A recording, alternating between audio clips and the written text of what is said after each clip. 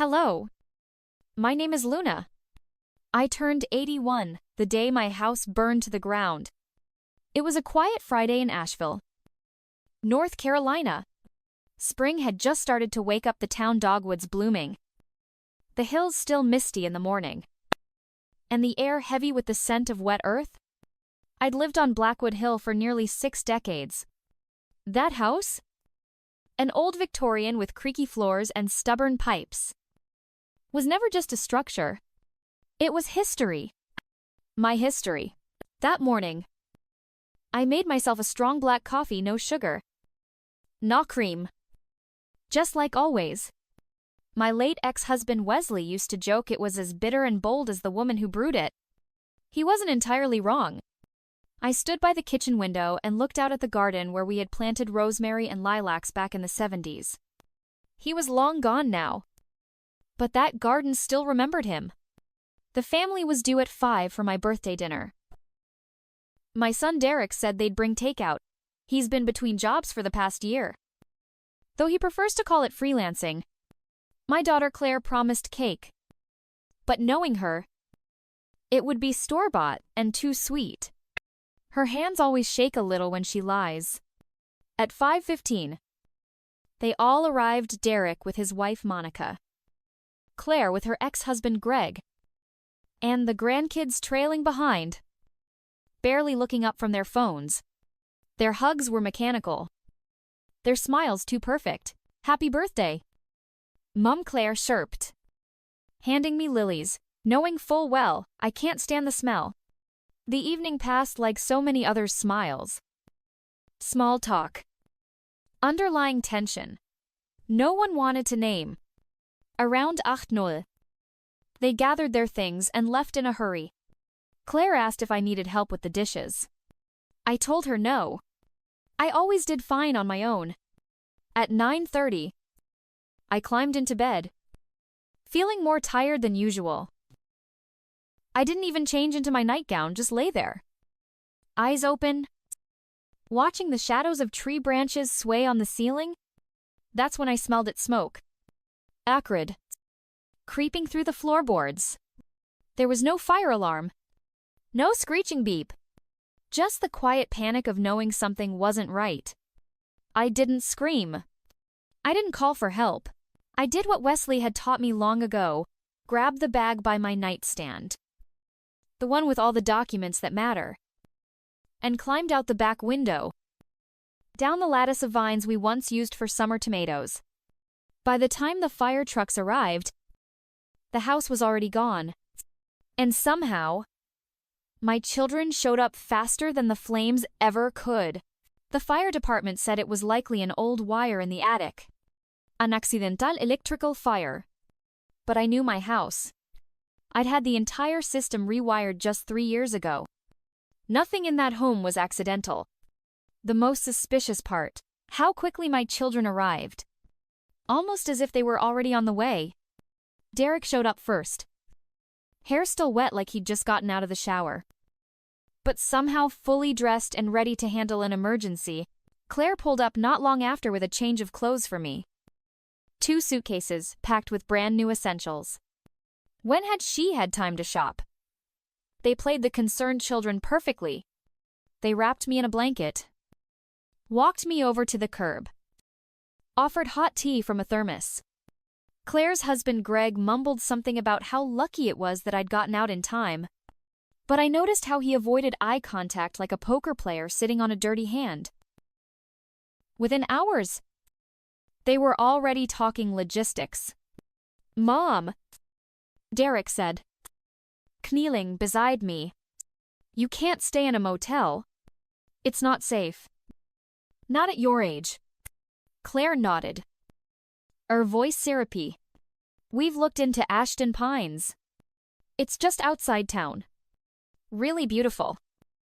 And they have memory care support if you ever need it." "I don't need memory care," I said sharply. "Of course not." "Mom," she said too quickly.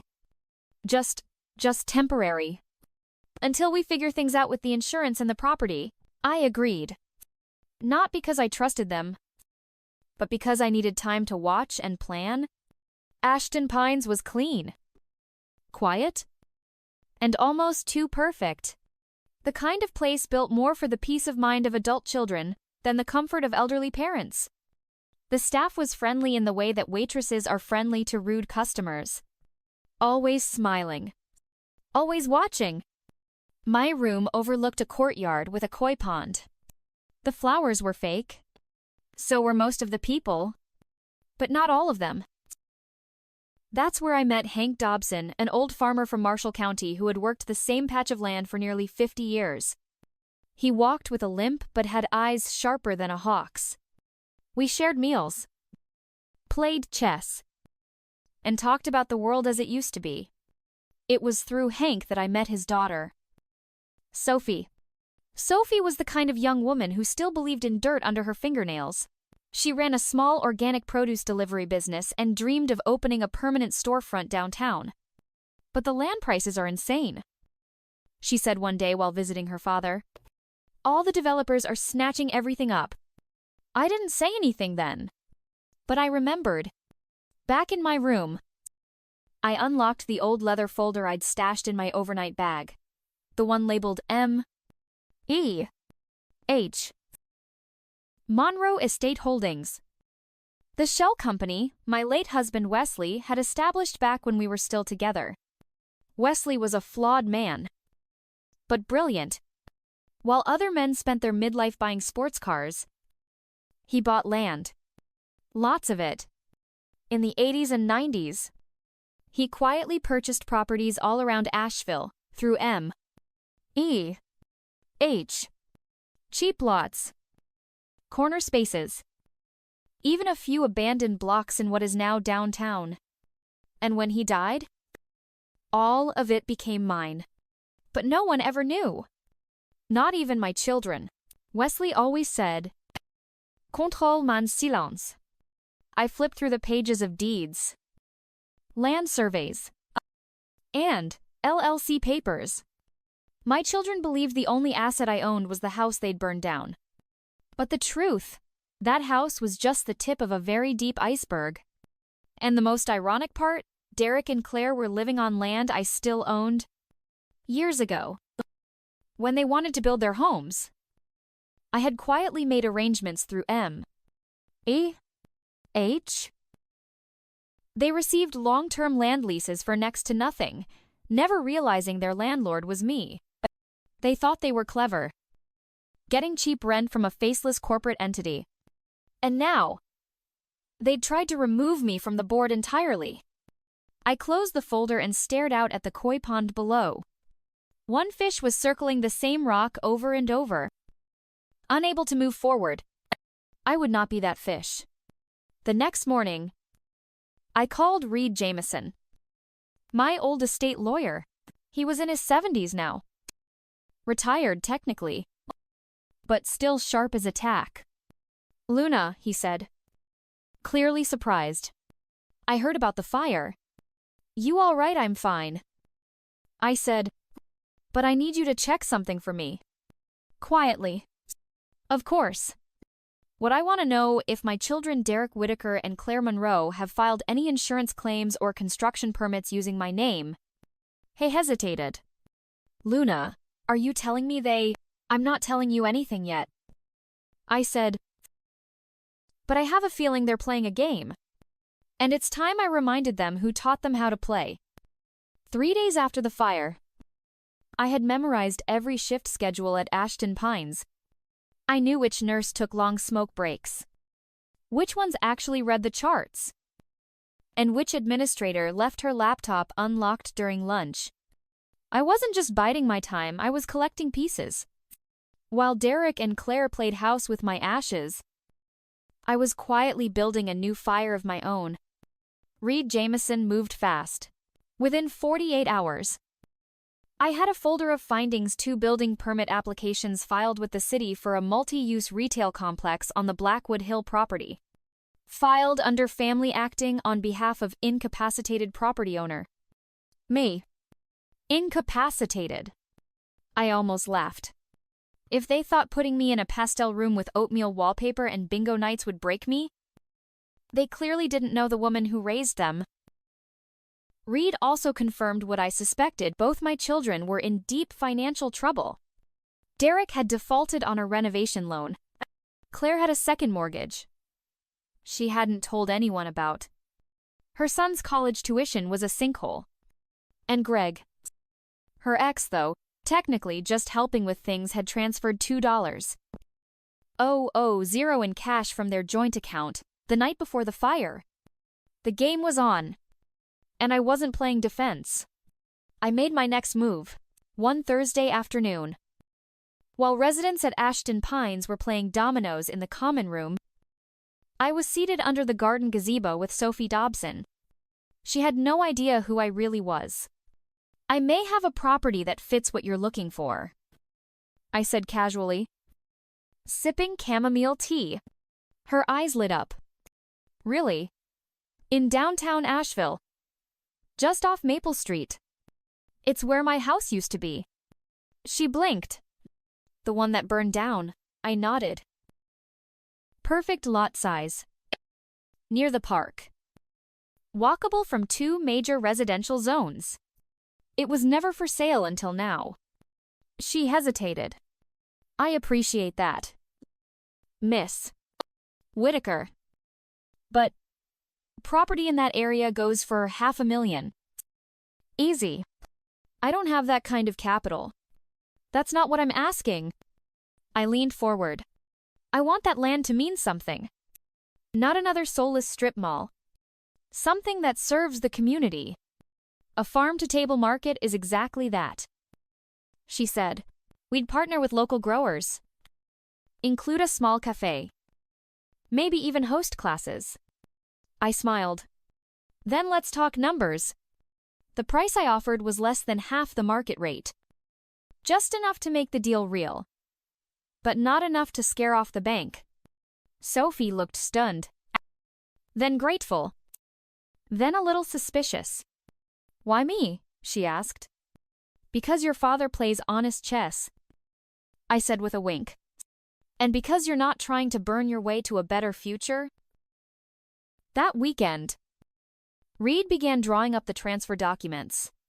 Monroe Estate Holdings, under my direction, would sell the Blackwood Hill lot to Sophie Dobson. Effective immediately. The title would be ironclad. No reversal. No loopholes. And while my kids thought they were one step from collecting an insurance payout and breaking ground on their shiny new plaza, the ground was already shifting beneath them. But I wasn't finished.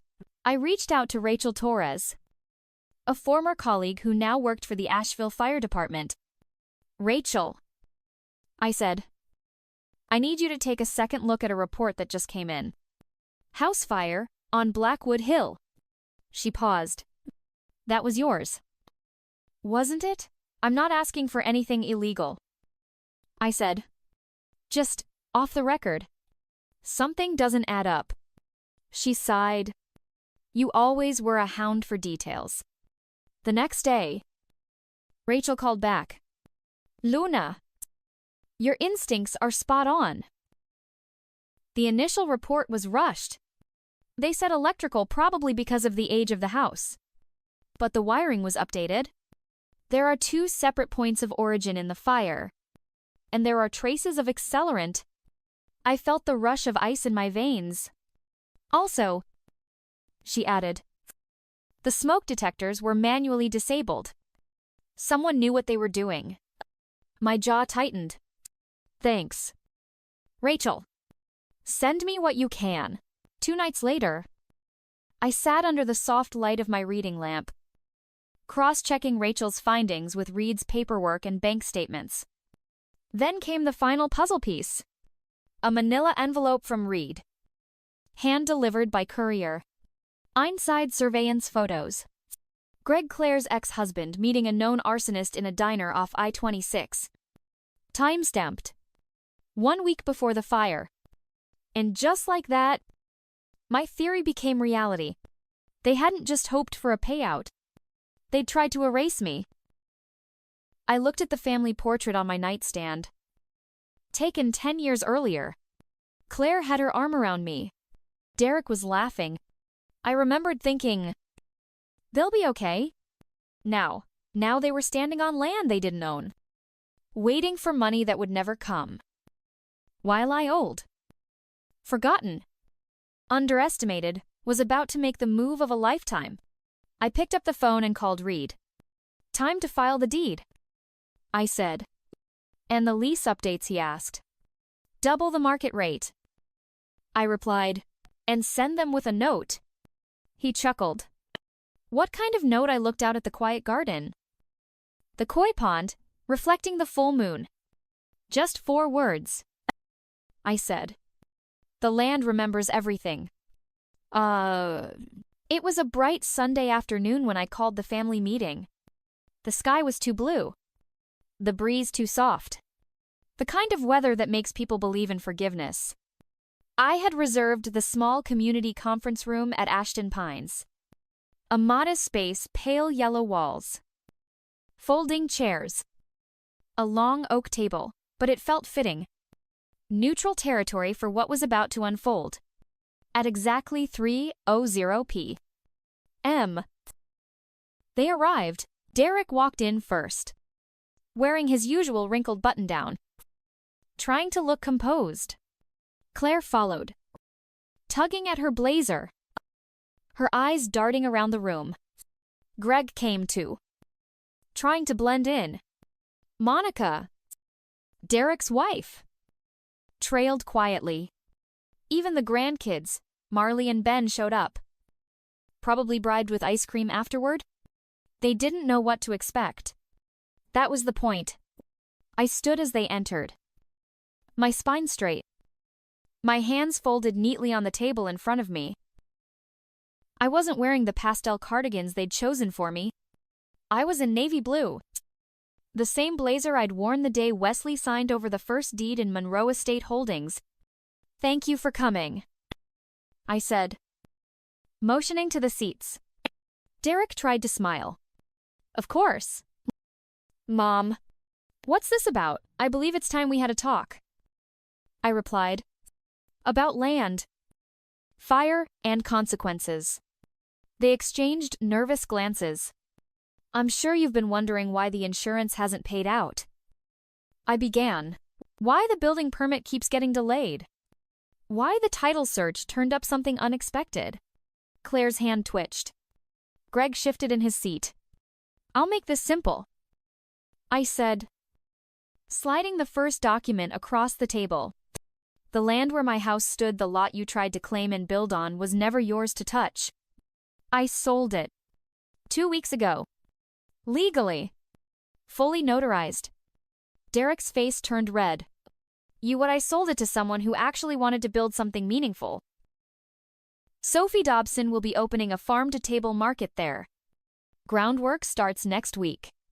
Claire leaned forward, voice trembling. Mom, you can't just. I can. And I did. Because it's mine. Always has been.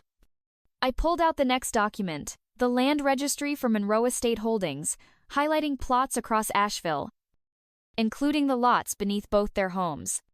You're not just living in homes you built. You're living on land you don't own. Land you lease. From me? Greg cursed under his breath. You've been paying sweetheart rental rates for years, I said calmly. But as of this week, new lease agreements are going into effect. Market value. Non-negotiable. You'll find them in your mailbox by morning. This is insane. Derek barked. We're your children, and you tried to erase me. I snapped. The room went still. I know about the fire, I said, voice colder now. I know it wasn't faulty wiring. I know about the accelerants. About the disabled alarms. About the 2 ignition points. Claire's face drained of color. Monica gasped softly. I know Greg met with a man named Sean Driscoll a week before the fire. Known record. Known method. I have the photos. You've been spying on us, Greg shouted. I've been protecting myself, I corrected. Something you failed to do. We were disparity, Claire whispered. Tears rising. Ben's tuition. The house. Everything was falling apart, so you tried to burn down mine. No, Derek cut in. We thought you wouldn't be hurt. It was supposed to be controlled. Just enough for the insurance. We thought you'd be safer in a facility. You thought wrong. I stood then. And for the first time, they looked small. Not because I was above them in age or strength, but because I was the only one in the room who'd faced reality without flinching. This wasn't about care. This was about control. You wanted the house, the land, the money, and you thought I was too old to notice. Monica finally spoke. Voice quiet. What do you want from us? 3 things, I said, holding up a single hand. 1. You will withdraw all insurance claims immediately. 2. You will sign the new lease agreements within 10 business days. And 3. You will deliver written apologies acknowledging the truth. No denials. No spin. And if we don't, Greg asked? I leaned in. Slow and steady. Then I go public. To the authorities. To your employers. To the press. If I must. And I evict you from the land beneath your feet. Even Ben, the quiet grandchild, looked stunned. Derek slumped in his chair. Claire was crying now. Greg was shaking his head, muttering things I didn't care to hear. The silence was thick until Marley, my granddaughter, spoke up. Grandma, she said softly. Does this mean you're not coming home? I looked at her. At the sadness in her eyes, the one part of the family that still carried unspoiled light. No. Sweetheart, I said gently. It means I finally am. The paperwork was signed within the week. The insurance claim was withdrawn with little fanfare. Greg looked like he'd aged 10 years in that moment. The new lease agreements were returned by courier. No apology notes inside. Just signatures that read more like surrender than compliance. But on the 10th day, a letter did arrive. Handwritten. In Claire's uneven script. Mom, we're sorry. We let fear twist us. We forgot who you were. And worse, who we used to be when you believed in us. We'll spend the rest of our lives trying to make that right. Love. Claire. I folded the letter and placed it in the same leather folder that held the deeds and secrets of a lifetime. It wasn't forgiveness, but it was a start. 1 month later, I stood on the very soil where my house once stood. Blackwood Hill. Now cleared. Cleaned. And buzzing with quiet purpose. Sophie was walking the site with her architect, excitedly pointing at potential entryways and chalk-marking corners where vegetables would one day be stacked in neat wooden crates. There would be outdoor benches for visitors. A small cafe in the back with glass walls that looked out on the garden. Can you feel it? She said to me. Eyes glowing. Yes, I said. It feels like something is finally growing here again. She turned to me. You saved this land. I shook my head. No. Sophie, I just gave it back to someone who would treat it with respect. Back at Ashton Pines. Life was quieter now, but not dull. I wasn't just the elderly woman in room 212 anymore. I was the woman who'd sold prime property in the heart of Asheville for a purpose. I was the woman who'd stood up to betrayal with a level head and a ledger full of proof. Even the staff looked at me differently now. Nurse Caroline started asking me for budgeting tips. I taught Hank's grandson how to balance a small business account. On weekends, Sophie visited with construction updates and blueberry muffins. And sometimes, just sometimes, my children came too. Derek stopped by once with Monica. He didn't say much. just handed me a bag of groceries and sat in the garden with me for a while. Claire called every Sunday. She hadn't missed one yet. Greg didn't show his face again. That was fine. The bitterness had cooled. The damage was done. But I'd rebuilt from ashes before, and I was doing it again. Then, one morning, I woke to a knock at my door. It was Marley, my granddaughter, standing in the hallway with a sketchbook and nervous eyes. "I wanted to show you something," she said. She flipped open her sketchpad to a charcoal drawing my old house, lovingly recreated from memory. There was a warmth in the shading. The soft slope of the front porch, the ivy trailing over the rail. It looked real. "You remembered," I whispered. She nodded. "I miss it too." I looked at her, the only one who hadn't tried to take something from me. The only one who still looked me in the eye with belief. Not strategy. "You know," I said. "When I was your age, I used to draw pictures of buildings I wanted to build too." "You did," I nodded. "But back then, women didn't do things like that. We weren't designers. We were housewives, bookkeepers, secret keepers." She stared at me, wide-eyed. "Do you regret not doing it?" "No," I said softly. "Because I got to build something else, something they never saw coming." 2 weeks later, Sophie invited me to the groundbreaking ceremony.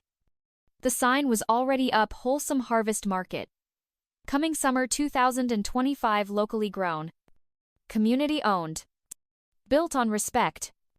I sat in the front row, flanked by Hank and Marley. Reporters buzzed around. Sophie gave a short speech, thanking donors, volunteers, and me. "We stand today on ground that once carried someone's home, someone's pain, and someone's strength. And thanks to Miss Luna Whitaker, we now get to plant something better here." The crowd clapped. My eyes welled. I didn't speak. I didn't need to. The dirt under our feet said enough.